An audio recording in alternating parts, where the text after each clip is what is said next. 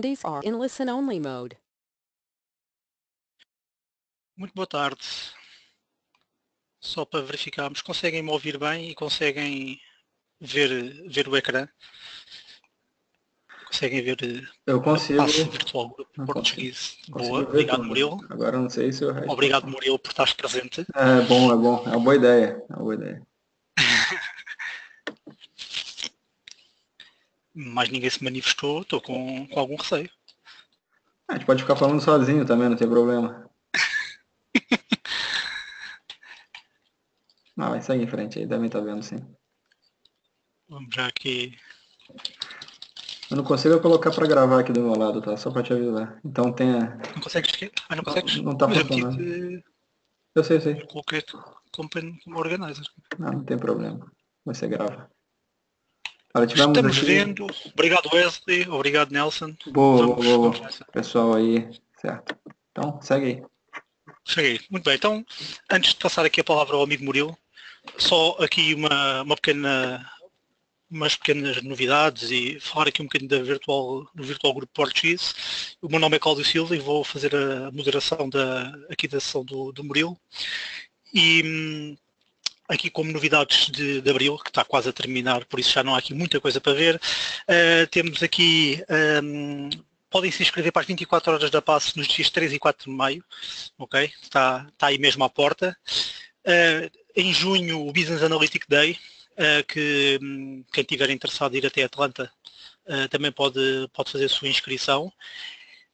O Microsoft Data Ramp, que na realidade já foi no passado dia 19 de abril e foi quando foi anunciado o SQL Server 2017.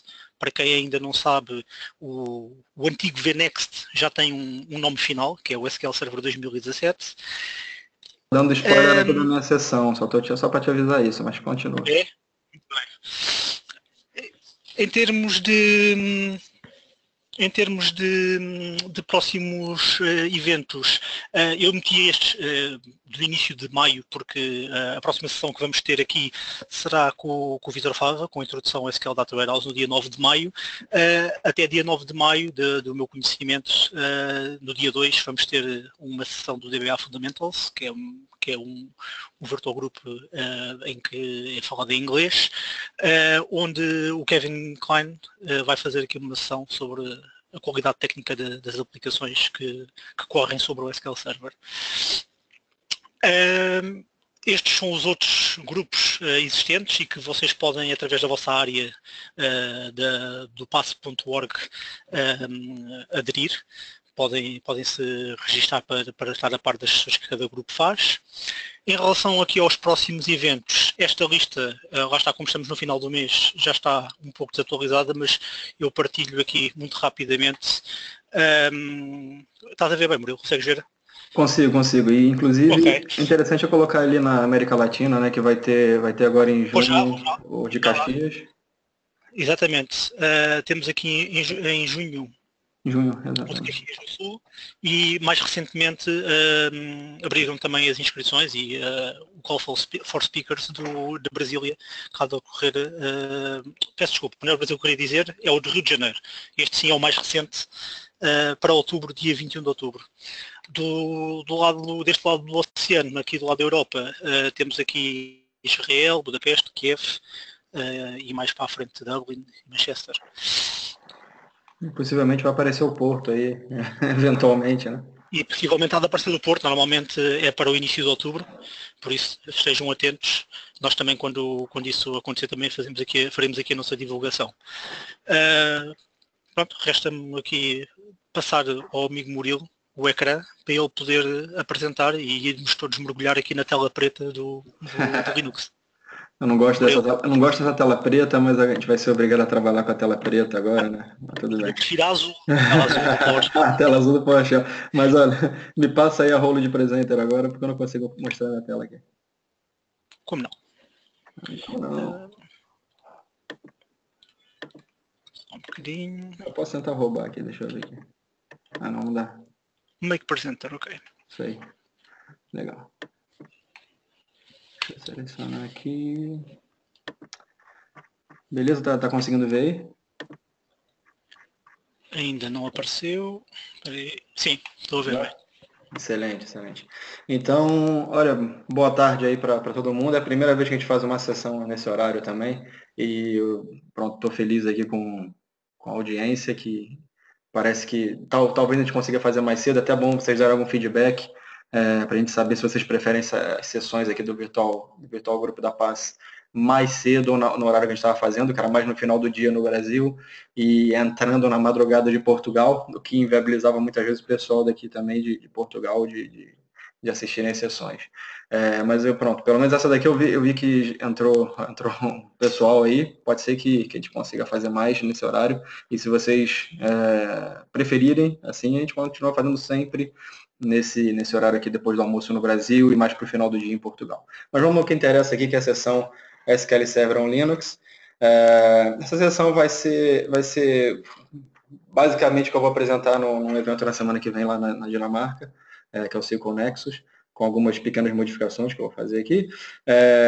E vamos falar aqui sobre coisas interessantes. Primeiro sobre mim, que é a parte não interessante da sessão. Né? Pronto, meu nome é Murilo, para quem não me conhece, sou Database e Cloud Consultant. Tem ali, nesse slide aí, o meu Twitter, site, que não é atualizado desde 1500, quando o Cabral chegou no Brasil. E eu sou MVP de Data Platform e também sou líder aqui desse grupo, junto com o Cláudio e etc. Legal? Então, vamos seguir para a agenda. O que eu vou falar aqui hoje é falar rapidamente sobre a nova Microsoft, uma introdução ao que a gente vai falar hoje, e depois sobre o SQL Server 2017, que era conhecido até pouco tempo como SQL Server VNext, e agora já tem um nome, como o Claudio falou ali no início, que é o SQL Server 2017 e os subtemas. Ok? Então vamos começar aqui falando sobre a nova Microsoft. Antes de mais, por que falar sobre a nova Microsoft? Porque desde que o Satya Nadella entrou na Microsoft, as coisas mudaram drasticamente. A gente pode dividir, inclusive, as coisas como antes do Satya e depois do Satya. E a Microsoft foi dando abertura para situações que ninguém imaginava antes. E uma delas, uma das principais e iniciais, foi o Office no iPad, que inclusive foi anunciado no lançamento de um produto da Apple pela própria Apple, e dando elogios para a Microsoft, falando que a Microsoft é especialista em fazer software, então eles tinham que estar ali juntos para fazer um produto melhor. E foi lançado esse Office, que é de graça para edição, para visualização, certo? Que para muitas das pessoas isso é o suficiente para usar no iPad e até no iPhone, ou seja, no iOS no geral. Mas é pago para o pessoal que precisa de alguma atividade mais, pronto, edição, etc. Mas esse aqui foi o primeiro sinal maior de que a Microsoft estava ficando mais amigável com seus concorrentes, e todo mundo sabe aqui que na história da Microsoft, a Apple e a Microsoft não se davam muito bem, né? Então, essa aqui foi uma das primeiras coisas que o Satya mostrou. Além disso, outra coisa foi Visual Studio Community Edition, que disponibiliza o Visual Studio de graça para a comunidade, para vocês testarem, etc. Isso foi uma aposta interessante da Microsoft e foi uma aposta até arriscada, e depois de um tempo soube-se que foi uma aposta acertada, que isso permitiu que depois desse lançamento as vendas até do Visual Studio aumentaram, e como nós sabemos, isso é uma bola de neve, né? A Microsoft aumentando as vendas do Visual Studio, vão ser produzidas mais aplicações baseadas nas tecnologias que o Visual Studio suporta, e por trás ali sempre tem aquela facilidade, né, para se criar uma coisa que conecta no SQL Server, que para mim é uma coisa muito boa, e para o pessoal que trabalha com SQL Server também, que no fim aparece mais aí trabalho para a gente, né? Certo? Ou seja, isso aqui foi uma coisa acertada, e talvez com esse tiro, que não foi um tiro no pé, a Microsoft tenha percebido que talvez estava mesmo no caminho certo e estava provando para o mercado também que essa estratégia de ser uma empresa aberta agora para todos os ambientes, para todos os tipos de pessoas e até para os próprios concorrentes, essa estratégia é uma estratégia que não foi um bluff, é uma coisa mesmo que veio para ficar. Tá? Outra coisa que surpreendeu muita gente foi o lançamento do Service Pack 1 para SQL Server 2016, que ainda é a versão atual do SQL Server, que permitiu com que várias funcionalidades da SQL Server, várias features da SQL Server, que estavam só disponíveis na versão Enterprise, também ficassem disponíveis em todas as outras versões da SQL, incluindo inclusive a LocalDB e o Express, que são coisas que a gente não consegue nem imaginar. Por exemplo, você usar um in-memory na versão Express. Né? Porém, isso é possível e temos ali limitações, obviamente, eles não vão liberar a coisa 100%, tem limitações da utilização de cada uma das features, estão inerentes a cada versão, mas no geral essas funcionalidades todas estão disponíveis transversalmente em todas as versões do SQL Server, desde do Service Pack 1 do SQL 2016. Isso permite com que o desenvolvimento de aplicações no SQL Server seja contínuo, mesmo que você comece com um SQL Standard, porque você não precisa de coisas muito avançadas, ou até possa precisar, mas não tem dinheiro para isso, porque a sua aplicação não está vendendo, o negócio não foi impulsionado ainda, você tem a chance de começar com uma coisa boa e crescendo conforme a sua necessidade e quando você tiver dinheiro para investir nisso, certo? Ou seja, basicamente a Microsoft permitiu que os clientes escolhessem a melhor plataforma para eles trabalharem. Você pode saltar ali do seu aquáriozinho onde estão os seus amiguinhos e passar para o outro lado, é o que eu estou tentando fazer agora. Inclusive, eu vi aqui que tem uns colegas aí que trabalham que trabalham ali com banco de dados vermelho, que estão assistindo essa sessão, e agora a gente vai ser amigo. Tá? E você tem que, inclusive, me ajudar aqui a perceber melhor como é que funciona essa tela preta, porque eu sei o básico, e é um novo mundo aí que aparece, também é uma oportunidade até para as pessoas que trabalham com outros SGBDs no geral, passarem a trabalhar com a SQL Server, porque as coisas agora ficaram fáceis para eles e para nós ficou mais complexo, porque agora a gente tem que suportar outros sistemas operativos, porém é uma oportunidade para a gente aprender e se especializar em outras áreas também e abrange também muita coisa esse salto que a Microsoft está dando. Tá? Então, provas que a Microsoft vem dando. 1/3 das VMs que a gente tem atualmente no Azure estão executando Linux ali dentro. O que mostra que o Azure está pronto para receber coisas que não são só da Microsoft. E isso também traz uma confiança das empresas em investir, em trabalharem na cloud, trabalharem com Azure. A Microsoft também tem liberado no geral das suas aplicações versões não só para Windows como para Linux. Pouco a pouco as coisas vão aparecendo, e não só para Linux, mas também para Mac. Você tem o Visual Studio, que também corre no Mac, uma versão específica, claro. E outra questão aqui é a conectividade, as tools de conectividade da SQL Server, que também estão disponíveis no âmbito mais abrangente, não só para o Windows, fazendo com que aplicações que não corram no Windows também consigam se conectar com o SQL Server. Além de você ter o nosso aí querido PowerShell da tela azul, o Cláudio adora, nosso moderador aqui da sessão. PowerShell também funciona no Linux agora, e isso é um ponto muito importante para quem está migrando do Windows para o Linux, porque nós estamos acostumados a trabalhar com o Windows, trabalhar ali, fazer nossas coisas só naquele sistema operativo, naquele OS, e vamos ter que aprender uma coisa nova. Porém, a gente tem aqui uma oportunidade diferente, que em vez de tentar aprender coisas específicas do Windows e coisas específicas do Linux, para administrar, simplesmente para trabalhar como um DBA, administrando um servidor de base de dados, né? Você pode aprender PowerShell, aprender um pouco de PowerShell, que isso vai ser suficiente para você fazer a mesma coisa dos dois lados de uma forma transparente, ok? E a Microsoft, possivelmente pensando nisso, liberou o PowerShell para Linux, e também você tem o Bash para o Windows agora, se você quiser fazer o caminho inverso.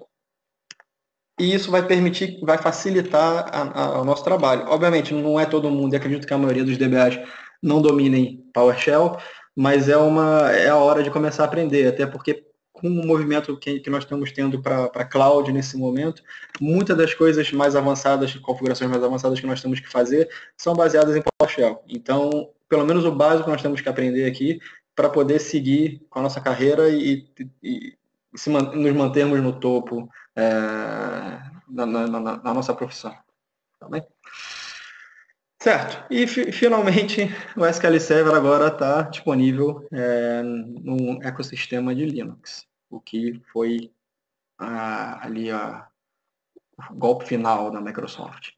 Certo? Inclusive, para os nossos colegas aí de Oracle que estão assistindo, Satya Nadella falou numa entrevista que a Oracle já está para trás, que a gente já matou a Oracle. Agora, o próximo alvo é a AWS. Então, é bom você aprender mesmo aqui, assistir a sessão para poder entrar aqui e vir trabalhar comigo. Certo. Vamos aqui para o próximo episódio. Não sei, Cláudio, tem alguém que comentou alguma coisa aí, falou alguma coisa, tem perguntas? Acho que não, né? Essa foi a parte mais introdutória. Qualquer coisa não, você pode... Ainda não temos depois das picadas no pessoal de Oracle. nem houve desistências. Opa, ainda bem. Depois eu recebi uns telefonemas, umas olhadas na rua, mas não tem problema. Não, legal. É tudo amigo. Então vamos aqui passar para o próximo episódio. O próximo episódio, basicamente, é o SQL Server 2017. Mas o que eu vou falar sobre o 2017 antes? É que todo mundo, e inclusive eu, pensava que o SQL Server VNX, que foi revelado ser o 2017, era só um SQL Server para Linux. Isso não estava entrando muito bem na minha cabeça e agora, umas semanas atrás, eu consegui clarificar isso melhor. A gente teve aqui uma reunião da SQL Port aqui em Lisboa, que teve um PFA da Microsoft, que é o Luiz Canastreiro, apresentando sobre as novidades do VNX do SQL, e ele, numa conversa ali no meio da sessão, eu consegui perceber melhor essas novidades, o que está acontecendo ali na Microsoft e o que vai ser esse SQL 2017. Mas, principalmente, eu entendi que isso não é só Linux. Tem outras coisas que depois desse SQL Port, teve o evento que foi o DataAmp, que a Microsoft publicou várias novidades que vão acontecer no SQL Server 2017, para além da disponibilização da plataforma em Linux. Ok? Eu tenho aqui listado algumas delas, como, por exemplo, o Resumable Online Index Rebuild, ou seja, se você está executando um rebuild de índice online, e aquilo, sei lá, você tem que parar porque está carregando muito servidor ou falha, você tem como recomeçar isso, recomeçar a operação do ponto que parou, não perdendo o processamento todo que foi feito, que é uma coisa fabulosa. Não consegui testar ainda, tem muita novidade aparecendo de todos os lados, não só da SQL, tem na Cloud também, no Azure. Não consegui testar isso, mas me pareceu uma coisa muito boa, e com certeza vai ajudar muita gente. Finalmente, a função trim existe na SQL Server, que é uma coisa que eu nunca acreditei porque não existia.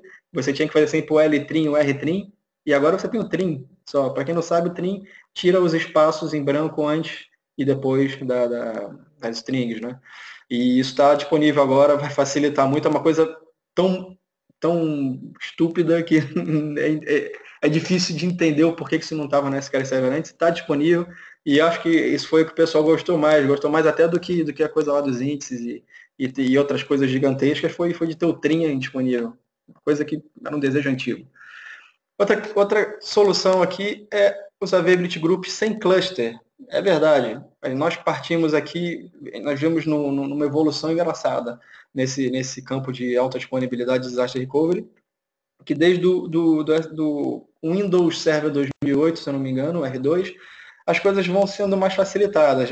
Primeiro, deixou de ser obrigatório ter quórum, depois deixou de ser obrigatório ter discos partilhados, apareceram os CSVs.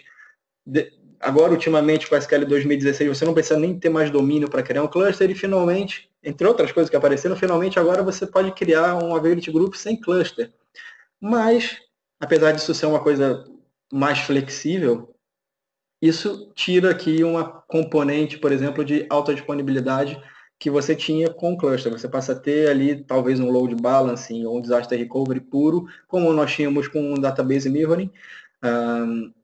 Isso passa a ser uma opção da pessoa, mas pelo menos você tem essa opção agora. E, pelo que eu percebi, a Microsoft já matou o mirroring, o database mirroring no SQL 2017, como era suposto. E esse aqui era o ponto que faltava para as coisas ficarem em igualdade, não é? Porque era muito mais fácil você configurar uma seção de database mirroring do que configurar uma availability groups. E agora passou a ser igual.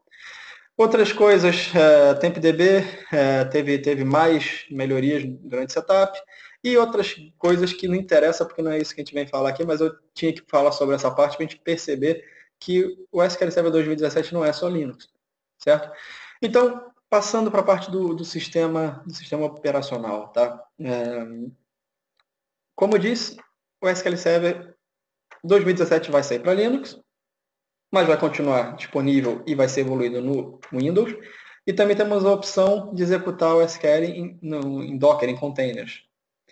Ok? Então o SQL Server vai funcionar em sistemas heterogêneos e a ideia aqui é a seguinte, a gente não vai ter parentes diferentes aqui do SQL, vai ser um binário, vai ser um código que vai ser simplesmente compilado para diferentes cenários e vai funcionar da mesma forma.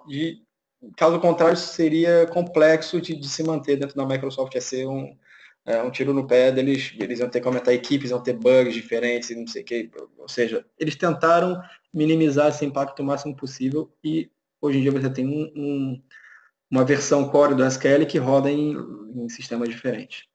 Em termos de sistemas operativos, além do Windows Server, que já existia, e da família Windows, você, como já disse, pode executar em containers, pode executar em Linux, em distribuições diferentes, como Red Hat, o SUSE, o Ubuntu, o CentOS, etc. E, possivelmente, isso também vai sendo certificado para outras distribuições conforme o tempo vai passando. Inicialmente, a Microsoft vem publicando mais coisas sobre esses três principais que estão aí na imagem, e principalmente Ubuntu e Red Hat Enterprise. Ou seja, os white papers que vocês têm disponível e vão ver no site da Microsoft estão apontando, estão dando instruções específicas para essas distribuições. Okay? Outra questão aqui é o licenciamento. Você não precisa comprar uma licença nova para executar o SQL Server no Linux. Se você tem uma licença já ativa da SQL e quer migrar de Windows para Linux, você pode fazer isso e você não vai ter que comprar uma outra licença para isso. Ou mesmo se você quiser fazer uma sessão, sei lá, de log shipping, fazer um disaster recovery, log shipping que não está disponível ainda, mas vai ter. Mas se você quiser fazer um disaster recovery, seja qual for, entre o SQL rodando no Windows e no Linux, você pode fazer, dependendo do acordo que você tem com a Microsoft, você não vai pagar o licenciamento no Linux ou vice-versa. Ou seja, a flexibilidade é grande e, inclusive, as edições que existem no Linux e no SQL são as mesmas, desde o Developer até Enterprise. Ou seja, em termos gerais, a passagem para Linux vai ser simplesmente uma adição ao que já existe. Não vai mudar as regras do jogo. Ok, então vamos falar aqui mais sobre o SQL Server no Linux, que é o que a gente, pelo motivo que nós estamos aqui, né?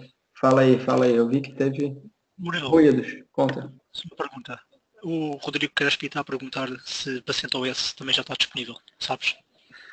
Sim, tá. Pelo que eu vi no site da Microsoft, eu posso até ver aqui, por acaso está fechado o site, mas eu vi que tinha lá já instruções para CentOS.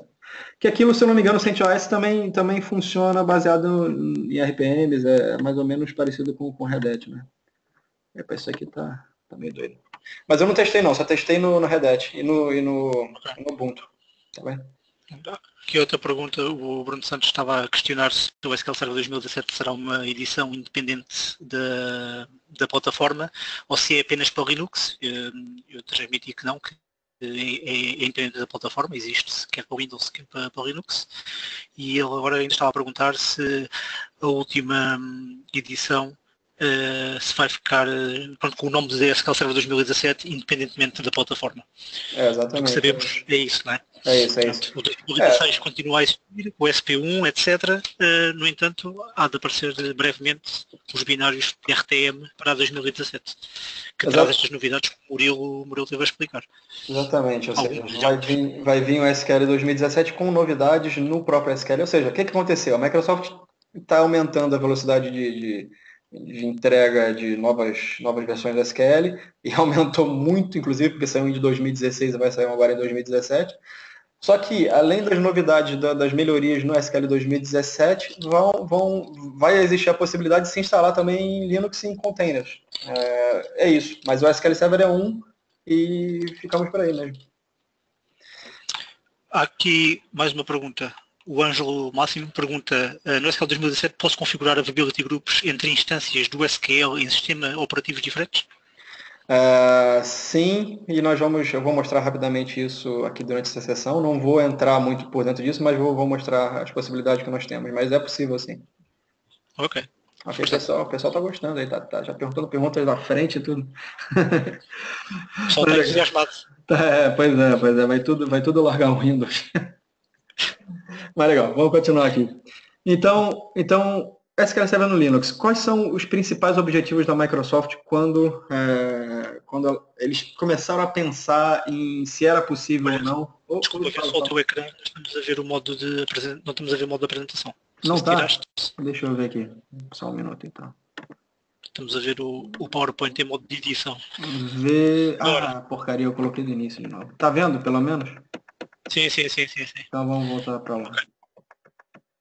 Vou chegar aqui de novo no ponto que eu parei. Ok. Então, estava falando aqui, os objetivos principais da Microsoft, quando decidiu seguir com o SQL Server para sistemas diferentes, para sistemas não Windows, foi basicamente, como eu já tinha dito, manter a mesma experiência que já existia. A ideia aqui não é criar um branch separado do SQL Server, não é ter equipes separadas trabalhando no SQL Server para Linux, no SQL Server para Windows, nos containers, é manter a mesma equipe, talvez com mais algumas pessoas ali, porque agora o número de coisas para fazer deve ter aumentado, com certeza. Mas a ideia aqui é manter isso o mais transparente possível. Então, a primeira coisa é, quando você conectar no Linux, no SQL Server no Linux, a sua ideia é você sentir como se você estivesse no SQL Server do Windows. Você não pode ver basicamente diferença de comportamento no SQL Server. O SQL é o SQL, independentemente de estar no container, de estar no Windows ou de estar no Linux. Tá? O caso agora aqui do setup do SQL. Como nós sabemos, para quem já instalou o SQL Server no Windows, sendo em cluster ou standalone, você tem lá aquele setupzinho com next, papapá, você vai, define as coisas e instala o SQL, depois faz as configurações, refina aquilo quando não tem as opções no setup. Né? E no Linux isso mudou um pouco. Agora, o setup no Linux, apesar do binário do SQL, do código ser o mesmo do Windows, o setup no Linux é diferente. Ele é feito da forma Linux de fazer as coisas, que eu acho engraçada, é diferente para quem está acostumado com trabalhar com as coisas da Microsoft. E eu acho legal porque o pessoal sacaneava bastante a gente da Microsoft, falando que aquilo na Microsoft era só apertar next, finish e estava tudo feito.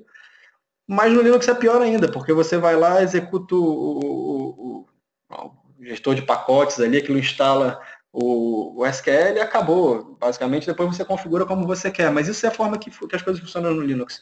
Ou seja, aquilo vai instalar o básico, da forma padrão, e depois você vai ali e vai configurar o programa, seja o que for, no caso o SQL, da forma que você quer que ele fique configurado. E cada componente tem que ser instalado em separado, não tem aquilo tudo junto como tem no setup do Windows, tá? Certo? E nas outras coisas aqui, temos aí, como eu disse, a mesma diferença, ou seja, você vai ter a mesma qualidade de segurança, vai ter o mesmo valor em termos de funcionalidade, performance e escalabilidade, e o foco principal aqui também é ter certeza de que eles conseguem manter todas as plataformas que mantém o SQL Server atualizadas da mesma maneira. Ou seja, se você criou um fix para SQL Server no Windows, esse fix também tem que estar disponível para o Linux. Ok? Até porque o código é igual e possivelmente o bug vai acontecer dos dois lados. Tá? E como é que a Microsoft vai fazer isso? Certo? Existem aqui, primeiro, alguns desafios que eles começaram a se deparar quando pensaram nesse salto para uma outra plataforma. Primeiro de tudo, são as dependências, primeiro de tudo e os principais são as dependências do sistema operativo do OS que o SQL Server traz já há décadas, pois isso sempre trabalhou e foi feito para Windows, né? Então, basicamente, componentes como o SQL Server Agent, o suporte XML e CLRs, tudo isso todas essas funcionalidades são baseadas em funcionalidade do sistema operativo e estão dependente disso. Se você passa essas coisas para o Linux, você vai ter problemas porque, obviamente, é tudo diferente, não é? Então, isso aqui foi o principal problema quando eles foram passar o SQL Server para o Linux, certo? Então, vamos voltar aqui um pouco para trás, eles começaram a pensar olhando para isso aqui. O que é isso aqui? Para quem já trabalha com SQL Server há um tempo, ou para pessoas curiosas, até para quem não, tem gente que já trabalha com SQL há muito tempo e nunca viu essa imagem, mas o pessoal mais curioso, que teve ali tentando entender mais dos internos da SQL, já leu livros, etc., sabe que existe uma coisa chamada SQLOS, okay? Que basicamente é representado nessa imagem. E o SQLOS é uma API, é um layer de abstração, que é vendido como layer de abstração entre o SQL Server e o sistema operativo. Porém, se você for parar e falar assim, se já existe isso, é muito fácil passar o SQL Server para qualquer outro sistema operativo. Se existe um layer de abstração, o SQL Server está lá funcionando normalmente e tem um layer por baixo dele, ele conecta onde for e está feito. Isso vai rodar em qualquer sistema operativo. Ok, isso conceptualmente era excelente, mas o objetivo do SQLOS não foi esse. O objetivo do SQLOS foi um pouquinho diferente, tá? Então, o SQL Server OS, que também é conhecido como SOS, muitas pessoas, inclusive, acham que o SQL Server está pedindo socorro quando você vê um wait type ali de SOS, né? Acontece. Certo? Então, o SQLOS foi introduzido no SQL 2005, que foi quando a gente deu aquele salto do 2000 para o 2005, que as coisas mudaram. A gente saiu de um mundo para o outro. Até hoje em dia, de vez em quando, eu esbarro com a SQL 2000 e dá uns arrepios, inclusive, porque aquilo você nem sabe como é que mexe naquela coisa mais. Mas um dos responsáveis por esse grande salto de qualidade do SQL 2000 para o 2005 foi a introdução do SQLOS. Mas o objetivo disso não foi fazer uma abstração a nível de sistema, foi fazer uma abstração mais a nível de performance, mais a nível de como o SQL Server funciona na interação com o sistema operativo, porque o SQL Server, como sendo um sistema de base de dados, tem necessidades diferentes do que outros processos normais que são executados dentro do sistema operativo. Se você for executar um jogo, por exemplo, o Windows vai processar as instruções do jogo de uma forma diferente do que o SQL Server necessitava. Isso aqui é um sistema empresarial de base de dados que tem um comportamento totalmente diferente e ainda por cima tem concorrência em cima, utilização de recursos massivos, e o SQL Server precisava de uma coisa diferente do que o Windows fazia. Então, foi criado o SQLOS, que foi um layer simplesmente para abstrair, para dar uma independência de como o SQL Server trabalhava com scheduling, com gestão de memória, sincronização de processos, etc. Tá? Então, isso simplesmente serviu para isso. E isso minimizou a chamada do sistema. O SQL Server teve mais independência ali para trabalhar sozinho, melhorou a performance, e isso foi bem visível quando a gente passou do SQL 2000 para o 2005. Tá? Ou seja, no final das contas, o SQLOS não dá uma abstração real entre o sistema de banco de dados e o sistema operativo. Ou seja, ainda existem chamadas diretas do SQL Server para o sistema operativo. Algumas coisas vão pelo SQLOS, outras vão pelo atalho, basicamente. Vão ali falar diretamente, e algumas delas foram aquilo que eu já falei, como XML, CLR, database e-mail, isso tudo depende do sistema operativo. E esses foram os desafios grandes que eles viram pela frente. Então, o que aconteceu? Eles passaram a pensar, ok, eu tenho essa pequena camada de abstração aqui, mas eu tenho um monte de coisa que não passa por ali. Tem um monte de coisa que vai diretamente do sistema operativo, e isso é o problema. Então, o Slava Oxo, basicamente, que é a pessoa principal que teve pensando nessa passagem da SQL Server do Windows para o Linux. Murilo, Ouça barulhos. Desculpa, deixa-me só fazer um parênteses, já que falaste do Slavox. Vamos ter no próximo mês, no TugaIT, que eu no final depois posso mostrar a página, vamos ter o workshop com o Slavox exatamente do SQL Server no Linux. Ou seja, o pai da criança vem efetivamente cá e vai falar sobre o assunto. Vejam TugaIT, o site do tugait.pt. Vejam os workshops e vejam também as outras sessões que vão existir de várias tecnologias e inscrevam-se. E agora já te roubei o tempo de antena, podes continuar.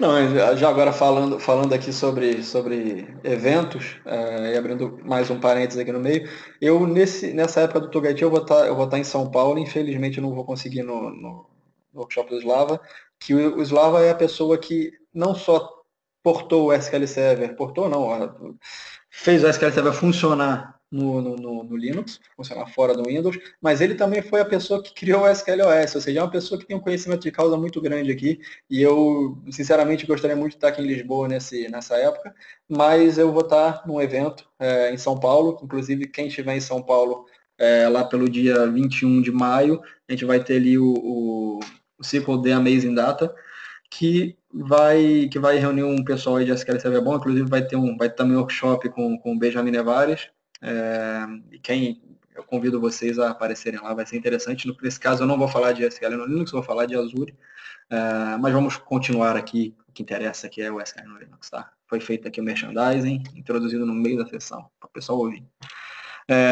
Então, legal, voltando aqui. Então, o SQLOS não vai dar esse layer de abstração que era necessário para simplesmente pegar o SQL do Windows e colocar no Linux e ver aquilo funcionando magicamente. Isso não aconteceu. Então o Slava foi lá, ele, como eu já disse, ele é o pai da criança, ele conhece o CQoS, e ele passou a pensar e a pesquisar uma forma de fazer isso funcionar, fazer o SQL funcionar no Linux.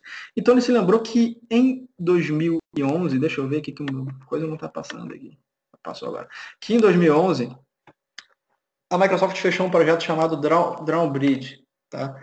E esse projeto, basicamente, ele tinha uma ideia de fazer um layer de abstração, é uma espécie, como eu posso dizer isso? É uma espécie de virtualização, mas não é uma virtualização, de aplicações, tá? Que vão ficar isoladas ou seja, isso aqui é uma mistura de virtualização de uma máquina virtual com container, mas é de uma forma totalmente diferente. Isso aqui é um processo, uma aplicação que vai ser executada dentro de um âmbito e vai estar ali isolada e simplesmente com os recursos necessários para ela funcionar. Esse projeto foi fechado em 2011 e conseguiu, de fato, executar coisas, inclusive executar aplicações Windows no Linux. Okay? Então o Slava lembrou disso e falou, olha, isso aqui pode ser útil. Ele esteve lá olhando nos papers, isso aqui foi criado pela Microsoft Research, então estava tudo ali interno na Microsoft, ele conseguiu pesquisar e fazer testes, etc. E ele, a partir daí, ele falou, legal, então eu vou pegar um pedaço dessa brincadeira aqui, desse Drownbridge, e vou juntar com o CQoS de forma a fazer o SQL Server funcionar no Linux. Tá? Mas antes disso, vamos ver aqui o seguinte, como é que isso aqui funciona? Como é que esse Drownbridge funciona de uma forma geral? Você tem aqui um Pico Process, que basicamente vai ajudar esse processo aqui, vai conseguir acessar a pequeno subset do sistema operativo, do kernel, tá? Bem low level, e vai estar ligado a um Library OS. Esse Library OS basicamente é parte do processo, tá? Do Pico Process, e vai ter ali algumas libraries do sistema operativo, um subset, não tudo, que vão alimentar a tal aplicação que está sendo executada dentro desse Drownbridge, tá? Dentro desse pequeno container aqui, a gente pode chamar de container, desses boundaries aqui, tá? Ou seja, os componentes principais aqui são o Pico Process, que é o processo, que contém o Library OS, que é quem vai prover as libraries necessárias para uma tal aplicação ser executada dentro de um âmbito, no caso, que a gente está falando aqui do Linux, tá?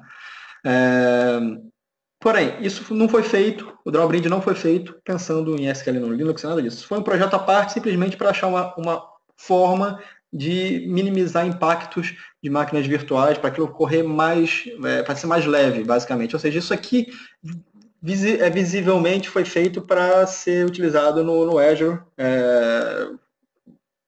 pelos fins que a gente já sabe, né? Nós temos ali o Infrastructure as a Service, temos muitos serviços ali sendo executados, e para a Microsoft, obviamente, é interessante que tem uma forma boa e rápida e fácil de criar coisas no Azure sem sobrecarregar o sistema deles, que assim eles conseguem colocar mais coisa para ser executada em simultâneo ali dentro e ganhar mais dinheiro, né? Então, esse projeto foi fechado em 2011, mas o Slava foi lá, olhou para isso aqui, viu a documentação e pensou aquilo que eu tinha dito. Ok, eu posso pegar uma parte desse Drawbridge, juntar com o SQLOS, talvez a gente consiga fazer alguma coisa ali. E quais são as vantagens desse Drawbridge? Além de rodar no Linux, o pessoal começou a pensar, ok, você vai trazer uma coisa que veio do Windows, vai colocar no Linux, que é um mundo totalmente diferente. Isso pode abrir brechas aqui de segurança, também performance, etc. E a ideia desde o início não foi essa. A ideia desde o início é manter o SQL Server como sendo um sistema totalmente seguro, com a melhor performance possível, e o Drawbridge permite, de certa forma, isso. E por que isso acontece? Como eu já disse, se a gente voltar aqui para o slide anterior, o tal LibraryOS vai manter ali algumas libraries que são necessárias para a aplicação funcionar. No nosso caso, transportando para SQL Server, o LibraryOS vai ter simplesmente o que é necessário, as libraries que são necessárias para a SQL Server funcionar. Nada mais. Ou seja, o processo da SQL Server só vai ter acesso àquilo, vai ficar isolado dentro desse quadradinho aí, tá? E o Pico Process que vai ali fazer a interação junto com o PAL, né, que é o Platform Abstraction Layer, que está ali embaixo, vocês conseguem ver o amarelinho aqui, vai fazer a abstração aqui entre o processo do SQL e o sistema operativo. Dessa forma, a superfície de ataque vai ser pequena e a utilização de memória e processador não vai ser nada, vai ser uma coisa quase desprezável comparando com VMs e até comparando com o SQL Server rodando nativamente no Windows. E o próprio Slava mesmo diz que isso é a mesma coisa que o SQL Server está rodando nativamente no Linux, até porque as chamadas são feitas realmente no sistema operativo. A gente simplesmente está limitando o âmbito com que o processo é executado dentro do Linux, quando utiliza esse sistema aqui do Drawbridge. Tá? Como eu disse, ele pegou então o Drawbridge, customizou, olhando para o SQL Server, e misturou ali o SQLOS, o SOS, e então foi criada uma coisa nova chamada SQL Platform Abstraction Layer, que também é conhecido como SQL PAL ou SQL PAL para quem está no Brasil, o pessoal não gosta de falar PAL lá no Brasil, não sei porquê, né? Mas eu estou em Portugal, não tem nada a ver com isso.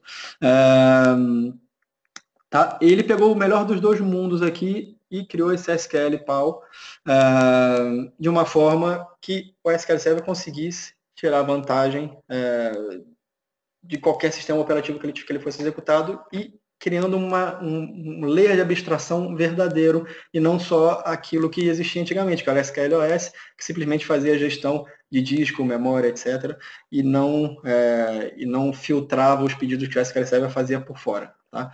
E isso aí foi criado e parece mais ou menos isso. Eu já ia me esquecendo, além disso, além do SQL PAL, existe um outro componente aqui que é a Host Extension, que vai fazer aqui a ponte entre as chamadas do sistema operativo e o sistema operativo em si. Então, a gente tem aqui o SQL Platform Abstraction Layer e temos os Host Extensions, que são específicos para cada host. Ou seja, se você estiver usando o Windows, ele vai usar o Windows Host Extension. Se estiver usando o Linux, ele vai usar, obviamente, o Linux Host Extension. Tá? E fazendo um zoom melhor aqui em cima, a gente consegue perceber melhor ainda. Ou seja, o SQL Platform Abstraction Layer vai ter ali o SQLOS que nós tínhamos antes, vai ter a versão nova do SQLOS, que é o SQLOS estendido, e já com as melhorias que o SQL, ou seja, adicionando coisa que o SQLOS não tinha, certo? Vai continuar fazendo as chamadas Win32 que fazia antes, pois ele vai estar rodando dentro do Drawbridge com as libraries que são necessárias, então ele pode continuar fazendo isso sem problema. E as outras coisas que têm que ser feitas com uma forma mais direta para o sistema operativo, as chamadas que passam pelo Abstraction Layer e vão parar no Host Extension específico do sistema operativo e vai ser feito lá chamadas para disco, para CPU, etc., ou seja, para os recursos que estão disponíveis para o processo. Tá? Olhando aqui com mais detalhe ainda sobre a arquitetura do Ciclopal, a gente pode perceber que realmente nós temos aqui todos aqueles componentes. Temos aqui o Storage, Network, Resource Manager, Security, Availability Manager. Está tudo aqui dentro, ou seja, tudo agora, a ideia é que tudo que passava já pelo SQLOS continue passando e sejam adicionadas novas coisas que não passavam antes. Dessa forma, você vai ter realmente um nível de abstração completo que depois ele, na conclusão, ele tem como base o host extension, que vai fazer a integração entre esse layer e o sistema operativo. Ok, eu acho que antes de falar aqui de Reliability Disaster Recovery, eu vou passar para uma demo aqui. Deixa eu só... Cláudio, tem alguma coisa aí? De agora? Não. Tá bem, deixa eu achar, deixa eu me achar aqui. Tá legal, tá legal. Então deixa eu abrir aqui o PuTTY. E eu espero que ele esteja funcionando, que é importante ele funcionar. Deixa eu ver aqui. Peraí que esse negócio tá maluco aqui. Vamos aqui compartilhar o PuTTY. Não sei se está conseguindo ver alguma coisa aí, Cláudio, tá? Não. Não, né? Estamos a ver modo de edição do PowerPoint. Do PowerPoint, tá. Então vou mudar aqui, que isso aqui tem que... Tá doido isso aqui. Caramba, cadê a chave?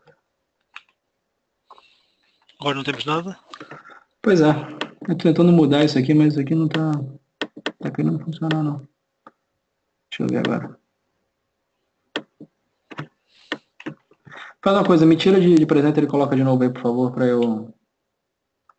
para eu mudar isso. Ok.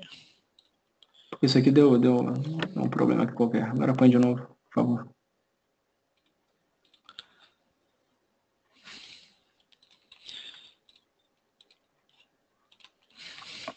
Já estás. Obrigado. Deixa eu colocar agora na tela certa aqui. Ok, eu espero que você esteja vendo o PuTTY agora. Agora vimos a tela negra. A tela preta chegou finalmente, né? Então, o que isso aqui é? Isso aqui a gente está aqui no Red Hat Enterprise Linux, tá? E eu espero que ele esteja funcionando mesmo. Deixa eu ver aqui. Epa, funcionou, ótimo, porque isso aqui é uma VM que está na minha máquina e com uma boa VM sempre dá problema, né? Então, o que eu vou fazer aqui agora? Primeira coisa, a gente vai aqui instalar o SQL Server e executar umas coisas básicas, mostrar como é que isso aqui funciona. Antes de mais, o que eu fiz aqui? Isso aqui é uma VM que eu tenho na minha máquina, como eu disse, ela tem ligação à internet e tem uma ligação aqui, tem duas interfaces de rede, uma ligada diretamente na internet e outra ligada aqui na minha máquina para eu conectar através do PuTTY, tá? Para SSH. Eu já coloquei já adicionei os repositórios da Microsoft de forma a fazer download do SQL Server, dos binários do SQL e instalar. O que a gente usa aqui? A gente usa uma coisa chamada yum, tá? Que é isso aqui, escreve assim, tá? Que é uma coisa que é um Package Manager do Red Hat. A gente vai usar isso aqui para instalar o SQL. Tá? Eu estou aqui no meu user local, eu tenho que fazer uma elevação, ou seja, uma elevação é bonito, né? Ficou lindo isso. Eu tenho que elevar minhas permissões, por isso, para poder instalar uma coisa, então eu tenho que usar o comando sudo, tá? E depois eu coloco aqui sudo yum install, install, -y. Agora eu coloco aqui o nome do pacote, que é MSSQL Server, tá? Esse pacote só vai ser encontrado porque eu já adicionei o repositório da Microsoft, então se eu apertar Enter aqui agora, eu vou pedir minha senha para entrar como administrador, né? Para poder conseguir fazer alterações. Eu errei minha senha, inclusive, pra você ver como é que o negócio é seguro, certo? E agora ele já está lá, já identificou o pacote, e está agora fazendo download do pacote. Infelizmente, nós estamos às 17h47 em Lisboa e a velocidade da internet não está muito boa, mas ele está tendo rápido. Tá, legal. Estamos em 28%. Está sendo feito o download do SQL Server. E uma coisa interessante aqui de vocês verem é o seguinte. Eu não sei quem já assistiu o vídeo no Channel 9, daquele famoso vídeo que mostrou o SQL Server sendo instalado no Linux. Eu não sei o que eles fizeram ali, mas aquilo foi muito rápido. Isso não aconteceu nunca comigo, tá? Eu não sei se eles já tinham feito download previamente, mas mesmo a instalação foi muito rápida, não sei se eles aceleraram o vídeo que correu rápido, mas a instalação é sim simples, mas não é aquele turbo que todo mundo pensava que era, apesar de ser realmente mais rápida do que instalar no Windows. Tá? Mas isso também tem uma razão. Não está tudo aqui dentro. E tem que instalar os componentes à parte. Legal? Então o download terminou aqui e estamos agora sim instalando o SQL. Tá? Isso, como eu disse, o método de instalação no Linux é feito da forma Linux de ser. Não é? Você foi lá, mandou o gestor de pacotes instalar aquele pacote chamado MSSQL Server, e ele começou, fez download, está instalando, e ele não está perguntando absolutamente nada. Ele só perguntou ali se era para fazer isso ou não, e eu coloquei o "-y", está seguindo aí, sem problema nenhum. Isso vai até o fim assim, e depois a gente vai ver o que a gente vai fazer. Vou deixar isso aqui terminar agora, está mais ou menos na metade. Murilo, enquanto termina, Diz. o Nelson Batista estava a questionar se tinhas a ideia da performance geral do SQL do Windows versus Linux. A diferença de performance. Então, a diferença de performance não deve existir, tá? O ideal é que isso não exista. Essa versão já agora do SQL Server que eu estou mostrando aqui é a CTP2, que foi a última versão que saiu, a mais completa atualmente. Mas a ideia da Microsoft é que seja exatamente igual. A mesma diferença que você vai ter no Windows tem que ter no Linux. Obviamente, você vai ter diferenças aí se você tiver um hardware diferente, dependendo da configuração que você esteja no SQL também, né? Mas em condições iguais, a ideia é que as coisas funcionem igualmente, tá? Até porque também você pode falar, tá, mas no Linux você não tem aquela camada gráfica, não sei o que e tal. Você pode ter no Linux a camada gráfica, assim como você pode não ter no Windows se você instalar o Windows Core também e manter só o Windows trabalhando com PowerShell. Que talvez seja o futuro, não sei. Agora com essa questão de ter que se aprender, nós sermos forçados a aprender PowerShell para trabalhar tanto em um sistema quanto no outro, pode ser que a gente consiga se conscientizar disso, aprender PowerShell e parar de usar o sistema gráfico do Windows e trabalhar só ali na tela preta ou na tela azul, né? Pronto. Espero que tenha respondido a questão aqui. Eu partilhei também um link de um teste de performance que foi feito entre o Red Hat Enterprise Linux 7.3 e o Windows Server 2012 R2 Standard Edition, em que, pronto, assim, os resultados rápidos mostram que, mesmo assim em Linux, houve 6% de mais performance, em que o preço baixou, o preço performance baixou em 5%, a comparação entre os dois. Pronto, isto é um teste daqueles do THCP. Eu partilho o link para as pessoas. Isso do preço performance possivelmente é por conta de você não pagar ou pagar menos pelo Linux, certo? Não é. Certo, eventualmente sim. Eventualmente. Certo, e você sempre tem a hipótese de executar o SQL numa distribuição de Linux que não se paga, mas também você não vai ter suporte. Mas existe essa possibilidade já. Ok, então o que aconteceu aqui? O SQL fez o download aqui do RPM, que demorou, pelo que parece ali, 46 segundos. Foram 159 MB, é pequeno, por isso que não demorou tanto também, né? Depois foi feita a instalação. Ok, a instalação, como eu disse, é feita na base mesmo, ali está no osso o negócio, tá? E o SQL mesmo coloca aqui um reminder. Você tem que configurar o SQL depois disso, ou seja, tem que rodar esse comando, executar esse ms sql-conf para conseguir configurar o SQL. E o que é isso? Eu vou ter que mudar agora de novo a minha tela. Vamos ver se isso vai funcionar. Vamos apertar aqui nesse negócio. Já ferrou com tudo. Deixa eu ver aqui. Legal. Agora parou, né? Tá branco, sim. Tranquilo. Deixa eu ver aqui. Acho que eu já achei o que eu queria. Tá mostrando agora, já certo? Já está. Okay. Então, passei para essa tela aqui. Existe aquilo. Se eu executar o comando que estava dizendo ali, ele por padrão ele só vai perguntar a conta de SA que eu quero, tá? Mas existem outras configurações que você pode fazer ali através da linha de comando, como por exemplo mudar o porto, a porta de instalação da SQL, o folder de dados e log, são coisas básicas de boas práticas que nós fazemos no Windows e que no Linux isso instala tudo assim por padrão, entendeu? Mete tudo numa pasta, acabou e fica do jeito que está por padrão. Mas a gente tem como criar até um script e executar isso depois da instalação para poder configurar o SQL Server como deve ser, tá bom?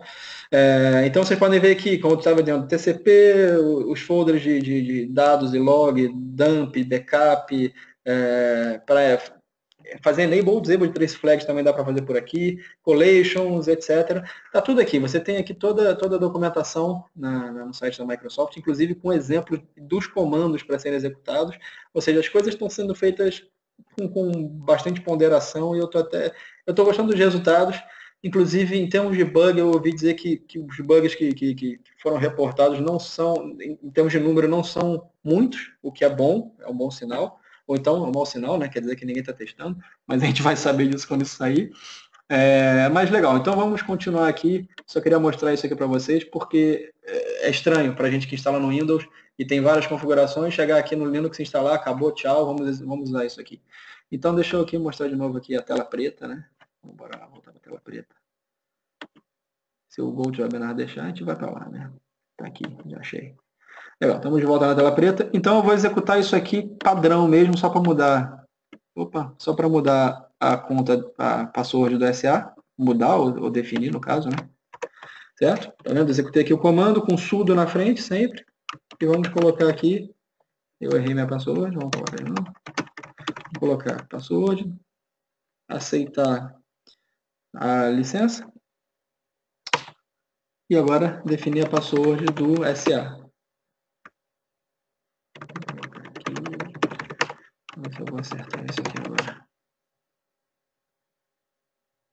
Está executando. Certo, depois disso, isso confirmado, o SQL Server já vai estar funcionando e configurado.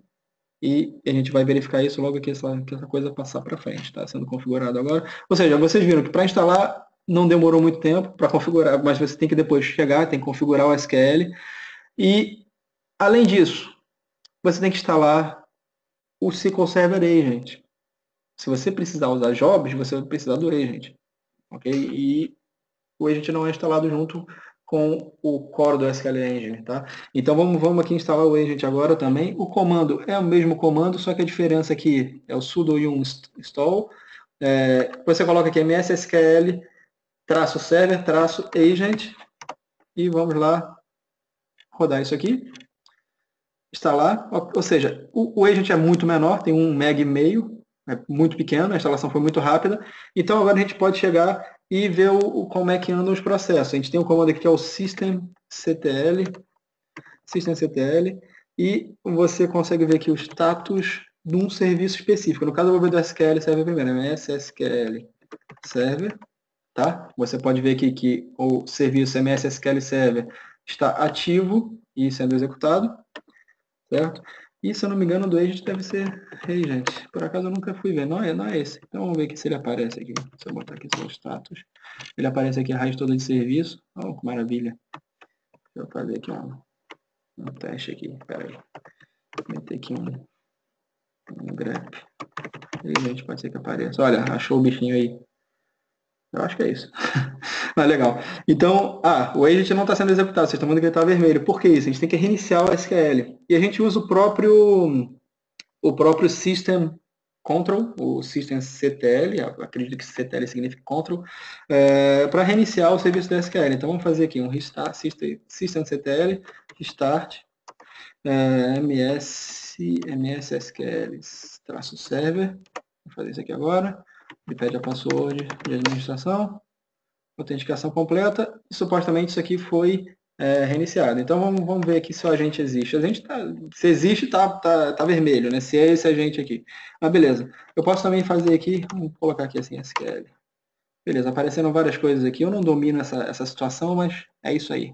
Tá ali, ó, MSSQL, server. A gente pode chegar aqui mais uma vez e ver o estado do serviço do SQL. Authentication, ok. Vamos autenticar de novo. Não era isso que eu queria, desculpa. Quero ver o estado. Status. Não era esse. Status. Agora sim. Beleza, tá lá. O SQL foi reiniciado e está rodando. E a gente pode ver aqui os serviços todos e processo, etc. Ok, então, próximo passo aqui. O próximo passo seria instalar as tools. Porém, essa versão do Red Hat que eu tenho aqui já está um pouquinho desatualizada. Eu tentei instalar o SQL CMD e não deu. Mas, felizmente, para a gente que saiu do mundo do Windows. Não, a gente não está limitado ao command line ou ao Linux para poder usar o SQL Server no Linux. Então, o que acontece aqui? Deixa eu abrir aqui, compartilhar uma outra coisa, que é o nosso querido Management Studio, tá? E a gente consegue conectar no SQL Server no Linux usando o Management Studio, o que vai de encontro com o que a Microsoft estava publicando. Eles querem ter o SQL Server rodando em várias plataformas, mas a experiência tem que ser igual. Eu não fiz download de nenhuma versão especial do Management Studio, eu simplesmente peguei a última versão, que é a mesma que eu uso para o 2016, desde o 2008 R2 até o 2016, e ela está aqui, legal? Então a gente pode até fazer aqui um select @version e vai ver, a gente vai conseguir ver aqui se isso aqui está no Linux mesmo ou não, né? Vamos ver aqui, ó. Eu acho que eu estou com... Ops, não era isso que eu queria fazer. Eu acho que eu estou aqui com o Zoomit instalado. Deixa eu ver se ele funciona. Ele não está querendo funcionar, ele não está de sacanagem comigo, né? Então vou ter que mostrar aqui realmente pequenininho para vocês, mas aqui está escrito, aqui tá vendo, SQL Server CTP2, não está 2017 ainda porque não saiu, Developer Edition, 64 bits, on Linux, Red Hat Enterprise 7.3. Legal? Então aí está funcionando direitinho. E, inclusive, tem um SQL Agente aqui, que eu não consegui ver se o serviço estava online ou não sei o nome do serviço, lá no Linux. Mas está aqui o agente, a gente pode executar os jobs, ele está online. E como é que funciona? Funciona exatamente igual ao SQL no Linux, que é o que a gente quer. A gente pode até criar aqui uma base de dados, vamos fazer aqui um create, database, Linux test, por exemplo. Vamos executar isso aqui. E foi criado aqui já a base de dados, a gente fazer um refresh, ela vai aparecer aqui. E agora a questão é, onde é que isso foi parar? Então eu vou fazer um teste que eu nunca fiz na vida, e posso fazer uma besteira, mas vamos ver aqui. Vamos ver o que aparece aqui, por acaso eu nunca fiz isso. Ver aqui nos files, olha, aparece o PS como é no Linux, que essa era a minha dúvida, se isso aqui ia aparecer bem ou não aqui. Apareceu exatamente, ou seja, vamos lá no var/opt mssql data, vamos ver o que tem ali dentro. Vamos voltar aqui, deixa eu parar de compartilhar isso aqui, voltar para a tela preta. Bora lá, tela preta. Certo. Ok. Espero que estejam vendo o put aí. Então, vamos limpar essa tela aqui.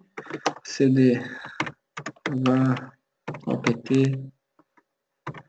Antes disso, eu não posso acessar essa parte. Eu tenho que fazer aqui sudo. Ops, nada disso.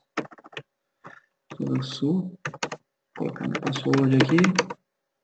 Agora sim. cd /opt/mssql. Legal. Então, vamos listar aqui o que tem nessa pasta. Tá? Vocês podem ver que aqui a gente tem data e log. Okay? Como a gente tinha visto, existia a pasta data, que supostamente é onde está os arquivos de dados do SQL. Então, vamos lá, data, ls-la mais uma vez, e nosso Linux test está aqui. Está aqui criado normalmente. Inclusive está com as bases de sistemas aqui, ou seja, é aquilo que eu falei.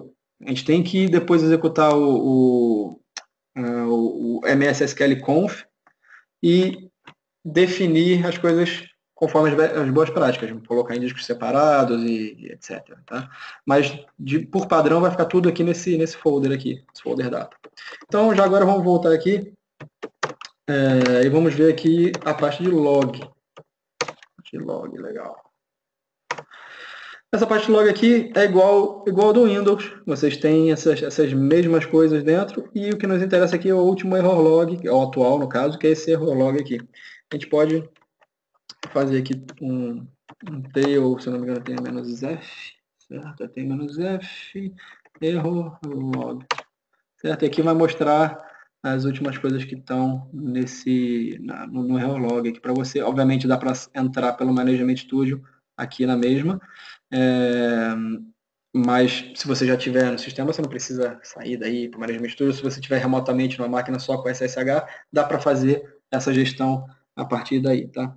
Agora, o que eu ia falar aqui? Além disso, você poderia instalar as tools do SQL, o SQL CMD nomeadamente, tá? E isso você faria com yum na mesma, você fazendo sudo yum install, que não vai funcionar aqui, né? Install -y, e se eu não me engano é o MSSQL Tools, MSSQL-Tools, ok? E quando eu vou instalar isso aqui, no meu caso, ele não está funcionando porque está dando uns problemas aqui na dependência, e como eu já tinha dito, por isso que eu não pude mostrar o SQL CMD rodando aqui. Eu fiz essa demo agora em cima da hora, como um bom luso brasileiro, e não tive tempo de corrigir os problemas, então, mas a gente conseguiu já mostrar aqui as coisas como são. Legal. Na sequência aqui, só para terminar, que já passou do tempo, inclusive, eu vou mostrar o resto da apresentação aqui. Em termos de demo, as demos foram essas. Eu vou voltar aqui para o PowerPoint e falar rapidinho para a gente terminar isso, que já está ficando tarde para o pessoal. Vamos voltar aqui para o PowerPoint, certo? Ok. Espero que, Cláudio, vocês estão vendo, certo? Sim, estamos a ver. Ok, tá bem. Opa, ainda estão? Que super... Agora já não, agora estamos a ver a modo de edição. Essa porcaria desse GoToWebinar. Agora acho que já voltou, né? Ou não? Sim, ok. Tá bom. Tá. Então, legal. Então, tinha me perguntado aqui da solução de alta disponibilidade de Disaster Recovery. Como eu tinha falado, a ideia da Microsoft é manter a experiência igual para o Windows, para o Docker e para o Linux. Então, obviamente, no Linux as coisas são um pouco diferentes, eles tiveram que fazer pequenos ajustes. E no CTP1 surgiu, já estava disponível o backup, restore, o failover cluster, através de uma... não nativamente no Linux, você tem que instalar uma tool preferencial. No caso, a Microsoft fala muito do Pacemaker para fazer isso. No CTP 1.3, o Always On Availability Group já estava disponível no Linux também, e agora eles estão trabalhando no log shipping. Ou seja, até a release do SQL 2017, nós já vamos ter todas as possibilidades que nós tínhamos no 2016, exceto o Database Milrun, que morreu simplesmente, não vai ter nem na versão Windows mais. Tá? E aqui respondendo a pergunta do nosso colega lá. O Availability Groups no Linux funciona como no Windows. Você pode ter, no caso aqui, é um cenário fictício, que você tem um servidor primário de SQL, um secundário, e você tem um outro secundário num outro data center, por exemplo, servindo de Disaster Recovery. Tá? Isso tudo aqui são servidores Linux, isso funciona como no Windows, e você pode usar isso em duas formas. Pode usar usando o Pacemaker ou outra tool qualquer para fazer um cluster e ter alta disponibilidade de Disaster Recovery. Ou usar isso sem cluster, o que não vai te entregar o Disaster Recovery, tá? Ou a alta disponibilidade, tá bom? Ok, vamos passar aqui para a próxima. Certo. Outro cenário aqui é aquele que eu tinha falado. Você pode ter a mesma coisa sem cluster, que vai te tirar a parte de alta disponibilidade. E, por último, a questão do nosso colega, você sim pode ter um misto de Availability Groups entre Windows e Linux. Tá? Isso a Microsoft não recomenda que isso seja usado em produção, até porque para fazer isso você não pode ter um cluster, não dá para fazer um cluster entre Linux e Windows, e você ia ter que usar um Availability Group sem cluster, ou seja, você ia perder a parte de alta disponibilidade.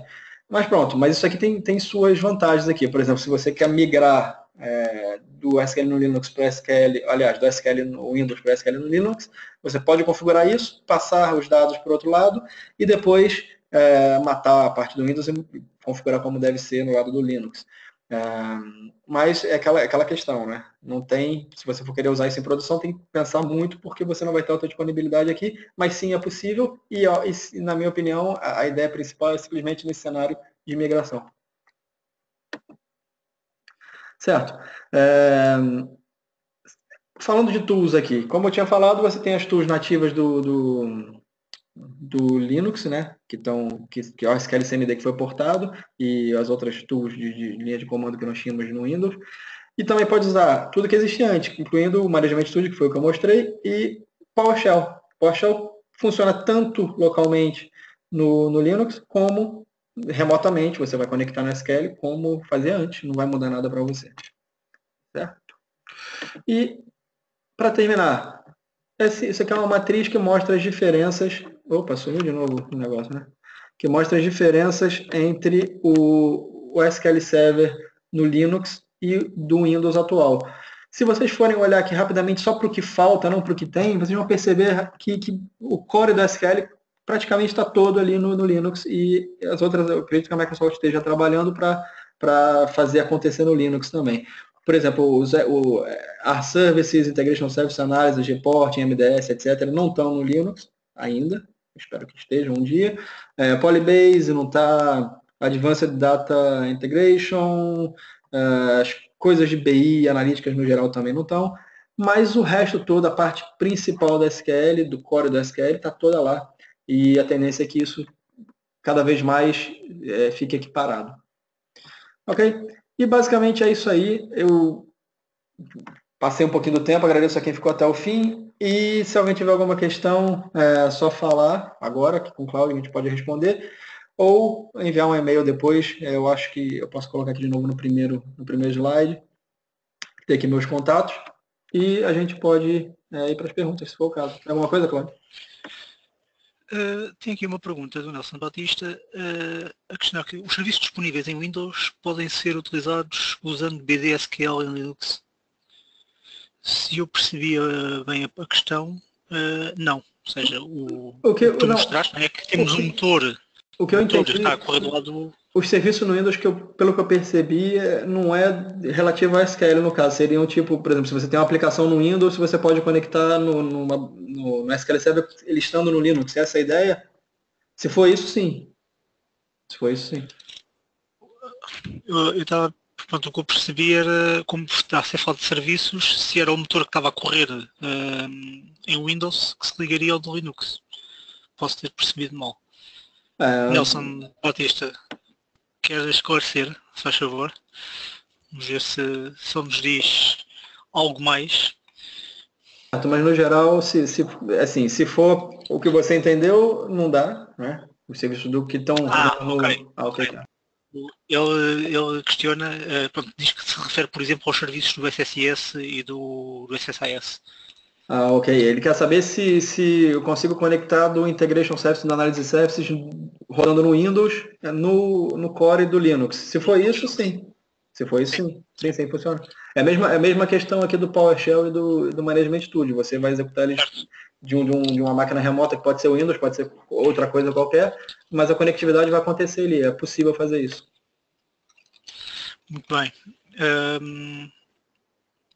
Pessoas aqui a agradecer e a dar os parabéns pela apresentação. Deixa-me só muito rapidamente, enquanto a gente espera ver se há ou não mais perguntas, mostrar então a tal questão do TUG-IT, do site, muito rapidamente, para quem estiver em Portugal nos dias... Estão a ver o meu ecrã? Murilo? Sim, está todo. Consegues? Quem estiver em Portugal entre os dias 18 e 20 de maio, temos o maior evento independente em Portugal, que vai decorrer das instalações da Microsoft em Lisboa.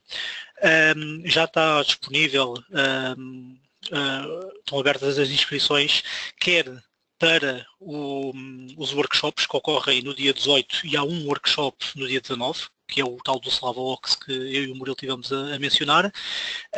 No dia 19 nos restantes salas e todo o dia 20, que é um sábado, ok? Existem várias tecnologias que estão a ser faladas, N sessões para serem apresentadas. Muito rapidamente, a inscrição para dia 19 e dia 20 tem um custo de 10 euros por dia e inclui almoço. As inscrições para os workshops até ao final do mês estão nos 150 euros. A partir do final do mês até à data do evento passam para 200. Por isso podem pesquisar aqui e ver, vamos ter também aqui, por exemplo, o do SlavaOx. Se virmos aqui o registro, aparece aqui uma descrição mais pormenorizada do que é que vai ser falado. Vejam se vos interessa e registrem-se. Garantam o preço dos 150 euros até ao final deste mês, e porque depois vai aumentar para os dentes. E é isto. Ok. Olha, então Está tudo, Murilo. agradeço Obrigado. aqui ao pessoal que apareceu aqui, que teve aí. A sessão tem que ser afinada um pouco ainda, né? Que foi a primeira vez que eu apresentei essa sessão, mas espero que tenha sido útil e qualquer questão aí, qualquer coisa que eu possa ajudar, eu deixei meus contatos ali no final e estamos aí. Muito bem. Lembrar também que esta sessão foi gravada, há de estar disponível no nosso canal do YouTube e na próxima newsletter sairá também o link para a mesma, para poderem rever, caso tenham interesse. Obrigado a todos pela presença. Boa tarde. Ok, obrigado, boa tarde.